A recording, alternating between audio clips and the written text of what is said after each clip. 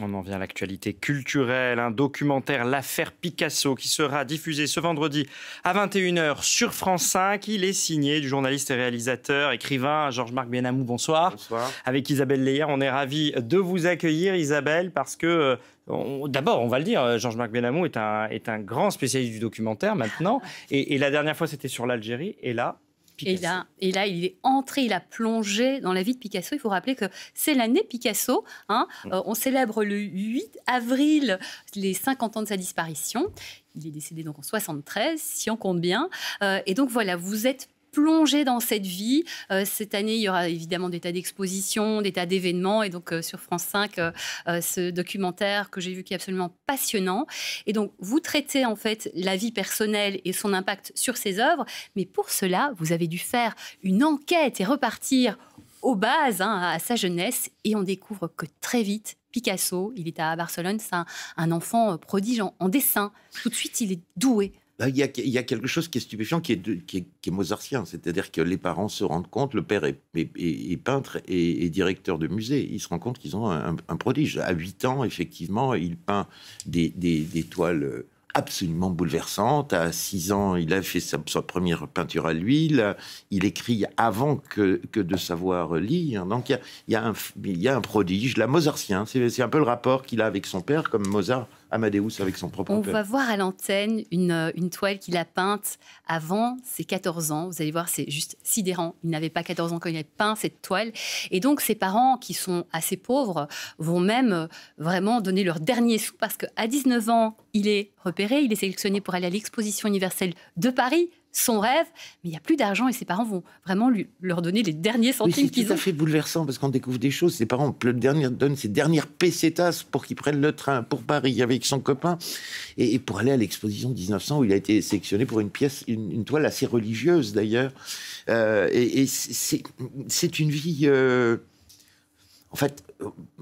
On a envie, pour comprendre la peinture de Picasso, les peintures de Picasso, parce qu'il y a tellement de vie, moi, ce qui m'a intéressé, c'est d'aller de l'œuvre, de la vie, des ruptures, des choses horribles, parfois avec certaines de ces femmes, des pertes d'amis très fortes. Comment est née la période bleue ? La période bleue, elle est... quelques années après ce départ à Paris, son meilleur copain meurt, se suicide parce que il y a un chagrin d'amour, la femme dont il est tombé amoureux, et il se suicide en plein le restaurant de Montmartre le plus connu.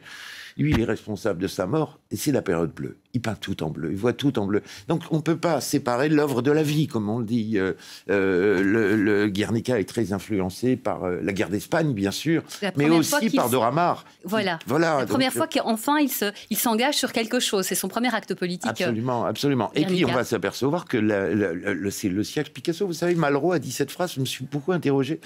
Il dit, dans ce siècle, le XXe siècle, il y a De Gaulle, bon, évidemment, pour lui, il y a Chaplin et Picasso. Imaginez un monde sans Chaplin, sans l'ombre de Chaplin, sans ce qu'il a dit de la misère. Imaginez un monde sans les signes, la peinture, les formes qu'a inventé Picasso. Au fond, il s'est installé comme il a pris le pouvoir sur l'œil au XXe siècle, sur les formes. C'est plus pareil. Enfin, et quand on dit que c'est le plus grand peintre depuis la Renaissance, quoi qu'on puisse penser de sa vie privée qu'on aborde aussi dans le film, il y a quelque chose de vrai. Enfin, oui. C'est à un niveau de productivité assez colossale. Oui, on n'a pas vu ça depuis la Renaissance. Oui. Vous faites référence à sa vie privée parce qu'effectivement, avec les femmes, ça a été très compliqué. On se rend compte qu'il ne pouvait pas vivre sans avoir une relation amoureuse, mais que les femmes, elles donnaient tout et puis elles se perdaient un peu. C'est un ogre. Et moi, je ne fais pas de morale. Alors aujourd'hui, il est très attaqué. On veut brûler ses toiles. Les néo-féministes lui font un procès en disant que c'est vraiment qu'il représente à lui toute la phallocratie assassine. C'est bien exagéré.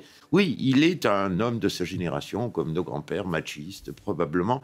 Il est un ogre. Il bouffe tout. Il bouffe les femmes, il tombe amoureux d'une poignée de porte. Enfin, il dévore tout pour recracher. Donc, il est effectivement un ogre. Ça donne de l'humanité extrême par moment, et ça donne de la monstruosité extrême dans une famille parfois éclatée, dans des relations parfois douloureuses. Mais il est vrai aussi qu'il tombe aussi sur des femmes formidables qui lui disent non. La mère de ses enfants, la mère de Paloma qu'on voit dans le film et de Claude, Françoise Hillot, qu'il rencontre, il a 60 ans, elle en a 20, et qui va devenir la mère de ses enfants, une femme très importante. C'est la femme qui va dire non. Donc il y a aussi des femmes qui vont pouvoir lui résister, et ça donne des choses intéressantes. On voit Paloma du coup à l'antenne. Justement, on découvre que sa peinture, elle est inspirée de ce qu'elle vit. On voit des parallèles. Quand il a des enfants, il dessine des enfants.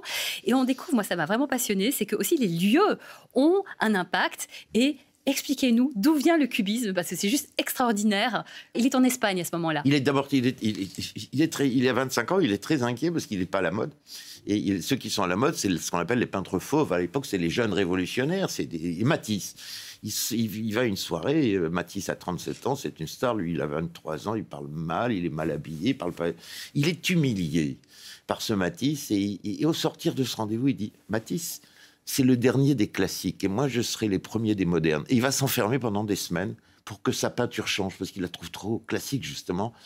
Et dans ce village espagnol, il va inventer le cubisme, à travers les formes, les triangles des maisons. Ça va être l'aboutissement d'un processus, puis les Demoiselles d'Avignon, puis Braque, puis une révolution sur toute la peinture. On ne peut pas imaginer le scandale cubiste et l'importance cubiste, et puis il va passer à autre chose après, parce qu'il ne s'arrête jamais, au fond c'est ça. Jusqu'à sa mort, il ne s'arrêtera pas d'inventer. C'est quand même ça de prodigieux. Et il ne s'arrête pas, il a fait, on dénombre 120 000 œuvres. 120 000 œuvres. C'est colossal. C'est comment on fait pour faire 120 000 œuvres? Georges-Marc Benamou, j'ai envie de vous demander pourquoi Picasso. Mais en fait, la question, c'est pourquoi Georges-Marc Benamou s'intéresse à Picasso? Vous êtes intéressé à plusieurs grands hommes dans l'histoire, vous en avez connu certains de très près. Pourquoi Picasso? C'est quoi qui vous... D'abord, moi, j'ai une passion à la Stefan Zweig, qui est un de mes maîtres, pour la biographie. Alors, ça peut être des romans, je l'ai fait dans des livres, et finalement, faire des films, c'est un peu comme faire un livre, mais avec des images, des sons, des émotions. C'est en 1h30 rendre l'émotion. Et au fond, oui, c'est un peu ce que dit Malraux. Moi, ce qui m'intéresse, c'est les grandes figures du siècle. Je ne suis pas du tout un spécialiste de Picasso, et je veux dire, avant de commencer ce travail, c'est mon côté journaliste, je n'y connaissais pas grand-chose. Et ça m'a intéressé de comprendre comment on y vient, d'aller de l'homme à l'œuvre, de comprendre pourquoi la période rose, bleue, pourquoi ces ruptures, pourquoi... Je vous propose peut-être de regarder très rapidement un petit extrait de la bande-annonce, comme ça vous voyez de quoi il s'agit.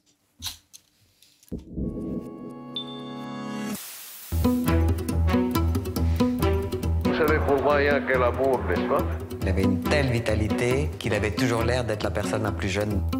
Ma grand-mère parlait de Pablo toujours avec tendresse. Ma vie a toujours été secrète avec lui. Ça a été un choc passionnel, émotionnel énorme. Picasso, ses femmes, son génie. Tout le monde voulait savoir qui étaient les préférés. Son siècle. À l'occasion des 50 ans de sa mort, l'affaire Picasso, vendredi à 21h sur France 5 et sur la plateforme France.tv.